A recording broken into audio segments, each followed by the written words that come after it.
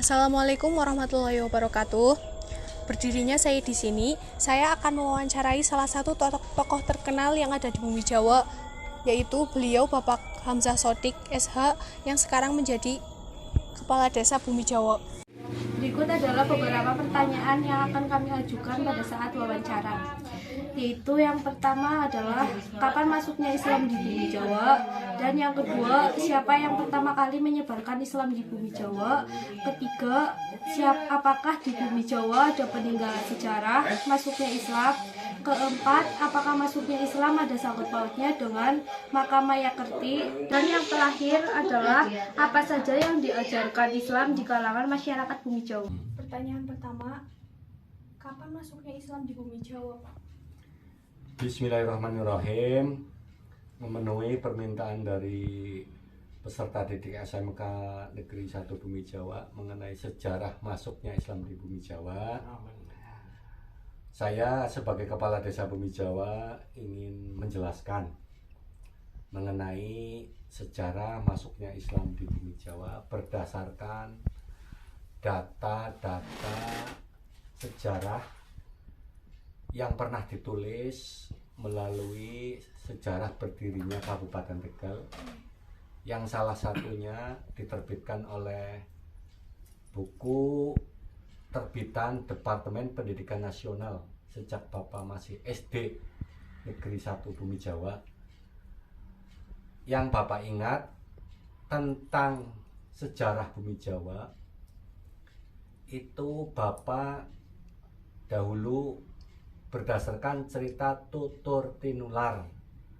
Bahasa Bumi Jawanya tutur-tutur nular-nular gitu ya. Cerita tutur tinular, cerita rakyat atau legenda desa Bumi Jawa. Secara singkat bahwa Bumi Jawa,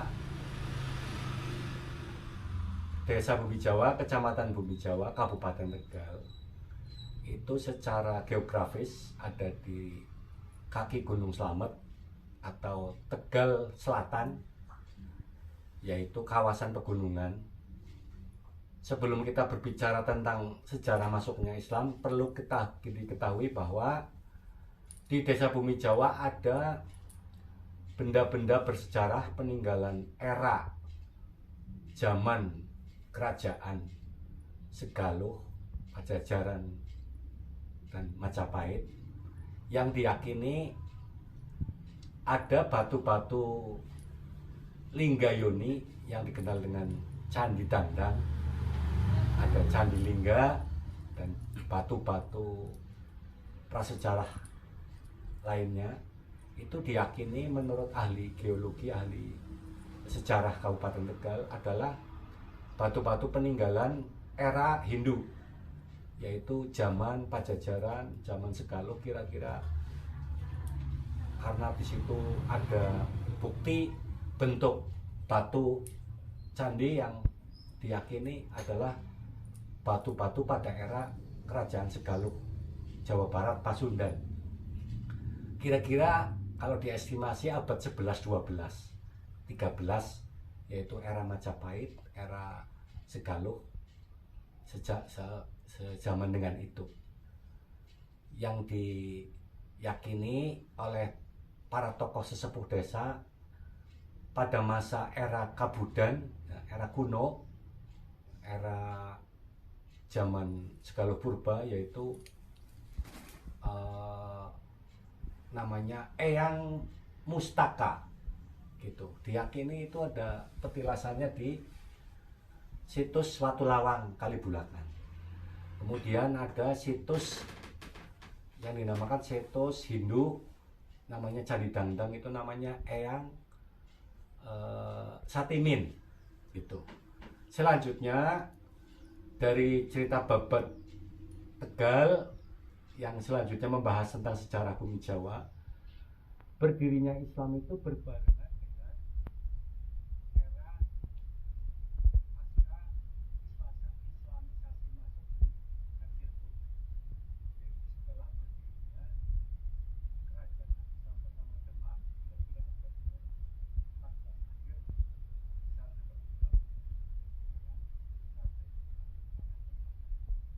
berdirinya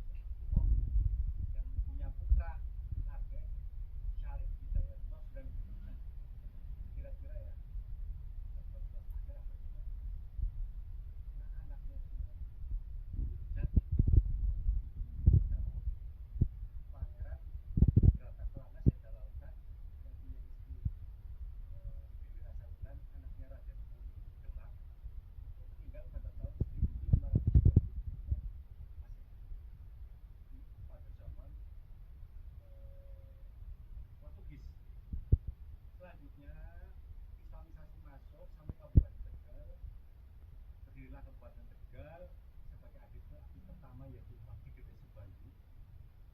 Itu mendirikan masjid yang didirikan oleh menantunya yaitu Bapak Ali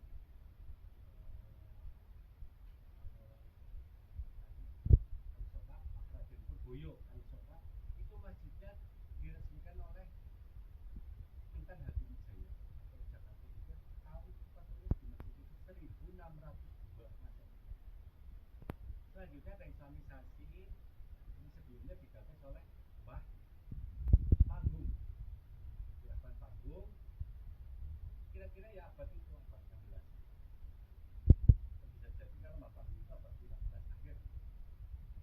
Untuk bumi Jawa diperkirakan estimasi masuknya Islam itu di abad ke-16, yaitu kita kenal namanya, dikenal di kalangan cerita legenda namanya Mbah Cemuluk Bumi Jawa. Singkat cerita, Mbah Cemuluk ini menurut para pakar ahli sejarah tafsir Jawa, orang menemukan mata air itu dinamakan Cangkuluk. Kalau orang membuat keris namanya iku. Kalau membuat patung, cengkrong itu namanya pande, gitu ya. Sehingga ada legenda bahwa bumi Jawa itu dulu ada seorang kiai penyebar Islam, yang mana jasanya adalah mendirikan lahan pertanian yang disebut sawah sijam. Itu bukti peninggalannya di Jawa Barat, daerah perbatasan Sotosari dengan sawah sijam. Mendirikan pedukuhan-pedukuhan ya, yang dikenal ada istilah membuat sungai, kali, kemudian buntu, dinamakan pedukuhan Kali Buntu Ditowel gitu. Tapi nama bumi Jawa sendiri itu didirikan sebelum adanya Islam masuk, sudah ada bumi Jawa. Zaman candi-candi itu.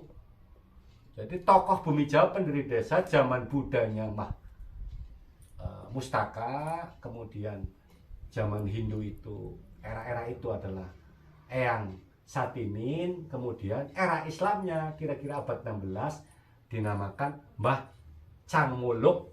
Tapi lisannya sulit, akhirnya mengatakan Mbah Camuluk menjadi Mbah Cemuluk yang menemukan mata air ya, yang kita kenal namanya Kali Bulakan. Di mana waktu pertama kali menemukan mata air itu ada gong kecil namanya bende. Kalau besar namanya gong. Kalau setengah namanya kenong. Kalau kecil namanya bende. Singkat cerita, bende ditemukan oleh Mbah Camuluk itu, yang ternyata nama asli dari orang yang menemukan mata air atau Mbah Cemuluk ini, nama aslinya Mbah Mayakerti.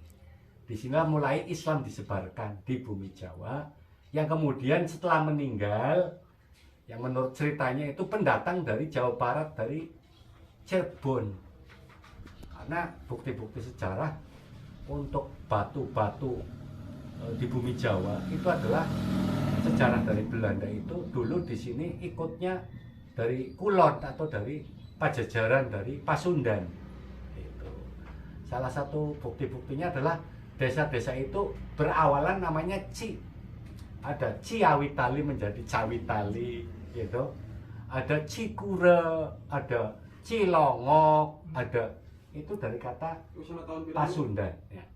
Selanjutnya Mbah Mayakerti sebagai penyebar Islam memiliki makam di belakang pasar bumi Jawa.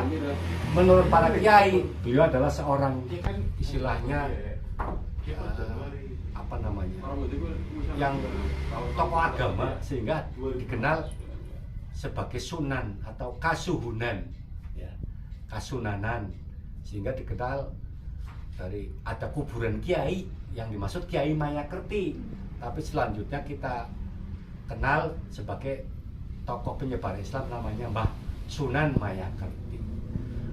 Atas jasa dari penyebaran Islam Mbah Mayakerti turun-temurun sejak dari bapaknya kita semua bumi Jawa itu dulu sudah ada tradisi setiap tanggal 12 bulan Maulud itu bende itu diarak menghormati bulan Maulid sebagai syiar Islam.